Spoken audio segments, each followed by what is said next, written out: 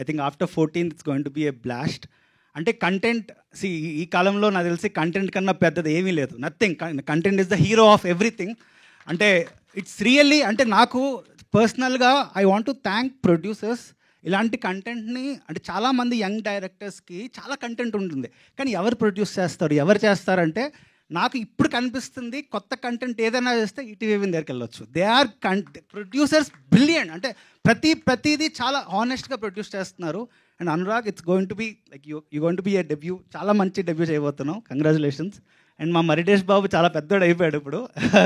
And ఇంకొకటి నరేష్ గారు, thank you so much అండి. ఎందుకంటే అంటే మీరు అందరికన్నా పెద్ద యాక్టర్, అంటే బేసిక్గా ఎప్పటి నుంచో వస్తున్నారు, కానీ యంగ్ డైరెక్టర్స్కి ఛాన్స్ ఇవ్వడం, వాళ్ళని ఒప్పుకోవడం అన్నది చాలా చాలా ఆనెస్ట్గా అనిపించింది.